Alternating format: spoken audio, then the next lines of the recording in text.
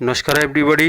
Next जो concept हम करेंगे cell as the basic unit of life, उसी का एक पार्ट है that is the unicellular and multicellular organisms.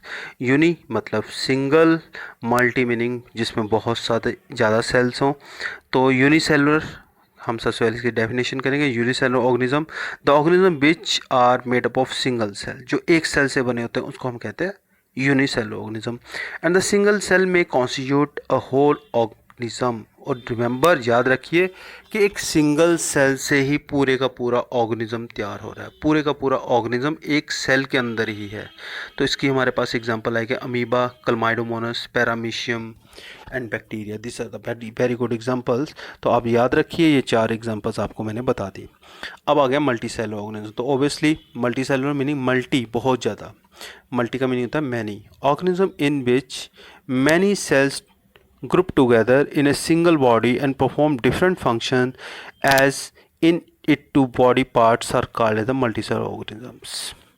अब देखिए सिंगल सेलुलर में क्या होगा, तो एक ही सेल जो है वो सारे के सारे काम कर रहा है, उसी के अंदर एक्सक्रीशन हो रही है, उसी के अंदर डाइजेशन हो रही है, उसी के अंदर रिप्रोडक्शन हो रही है। तो यूनिसेलुलर ऑर्गेनिज्म, तो लोअर ऑर्गेनिज्म जितने भी हैं वो ये सारे के सारे यूनिसेलुलर रहते हैं। लेकिन मल्टी सेलुलर ऑर्गेनिज्म में there is a division of labour. हर काम जो है different different group of cells कर रहे हैं, जिनको हम टिश्यूज़ कह देते हैं। इसमें हमारे पास क्या क्या आएंगे, we are multicellular. Let me tell you one thing. तो इसमें क्या है, हमारे पास फंगस आ जाती है, ओके। हमारे पास प्लांट्स और एनिमल्स आ जाते हैं। तो इसमें जो हमारी मल्टी सेलुलर ऑर्गेनिज्म की जो क्वालिटी रहेगी, cells divide to produce cells of their own kind. ठीक है, ये चीज़ आपने याद रखनी है। सभी में सेल्स जो हैं हमेशा डिवाइड करके अपने जैसे और सेल्स जो हैं बनाते हैं। सेल्स प्री एग्जिस्टिंग सेल से बनेंगे, और सेल जो है लिविंग सेल सारे के सारे बेसिक फंक्शन परफॉर्म करते हैं। अगर हम कहें कि हम क्या हैं, we are a group of cells. हमारी पूरी की बॉडी जो है वो millions and trillions of group of cells हैं, जिसमें हमारे अलग अलग ग्रुप जो हैं सेल्स के, वो क्या कर रहे हैं, आपस में ग्रुपिंग होकर टिश्यू बना रहे हैं। टिश्यू मिलके जो हैं वो अलग अलग टिश्यू ऑर्गन बना रहे हैं। ऑर्गन अलग अलग काम परफॉर्म कर रहे हैं। अब how does a living cell perform this basic function. तो लिविंग सेल बेसिक फंक्शन कैसे परफॉर्म करता है। There are division of labour in the multi cellular organism such as the human beings. This means that different parts of the human body perform different functions. तो हमारी body में देखिए eyes का काम देखना है, स्टमक का काम डाइजेशन करना है, और जो मसल्स हैं उनका काम बॉडी को इंटैक्ट रखना है, उनका काम मैकेनिकल वर्क करना है। ठीक है, नोज़ का काम सूंघना है, ठीक है, हार्ट का काम पंपिंग करना है ब्लड की। तो हर ऑर्गन ने अपना अपना काम संभाला हुआ है। इसको हम कहते हैं डिवीज़न ऑफ लेबर। ठीक है, तो हर जगह पर इन्होंने अपना काम बांट लिया है, उसको हम कहते हैं division of labour.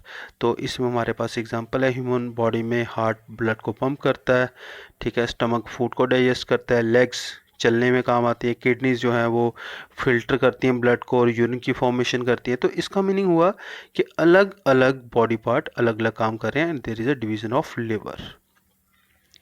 For the unicellular multicellular organism में हम देखेंगे कि division of labour multicellular cells जो है वहाँ पर होती है, लेकिन division of labor is also seen within a single cell. Every cell has certain specific component in it which perform various functions. These are known as the cell organelles.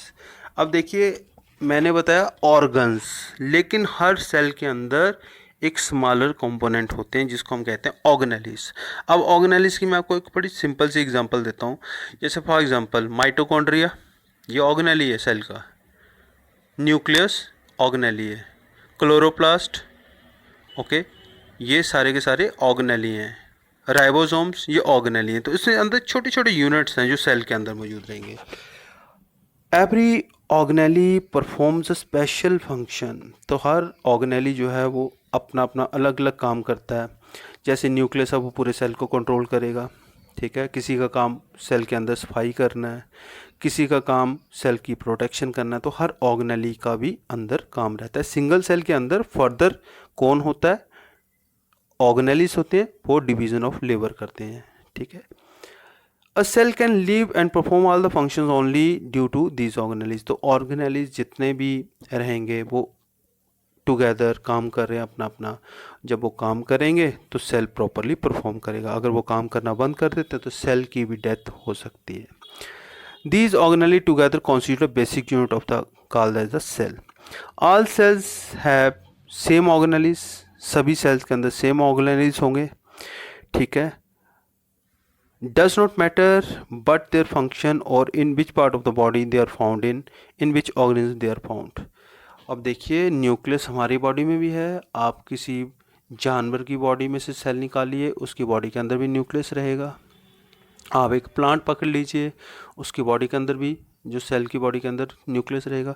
तो इसका meaning हर organism की body के अंदर organelles same होते हैं और उनका function भी सेम होता है. ये कोई मैटर नहीं करता कि वो आपने सेल कौन से ऑर्गेनिज्म की बॉडी से निकाला है, कौन से पार्ट से निकाला है, उनका बेसिक स्ट्रक्चर सेल का सेम रहता है.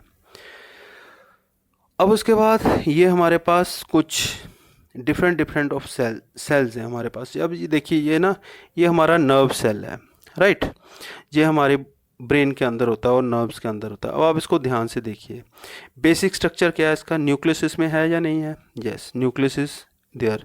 सेल मेम्ब्रेन है इसके अंदर, ठीक है. इसके अंदर साइटोप्लाज्म भी रहेगा, ठीक है. तो ये इसकी बेसिक चीज़ें हैं. अब ये आ गया हमारा ब्लड सेल्स. ब्लड सेल के अंदर भी बेसिक चीज़ें सेम रहेंगी.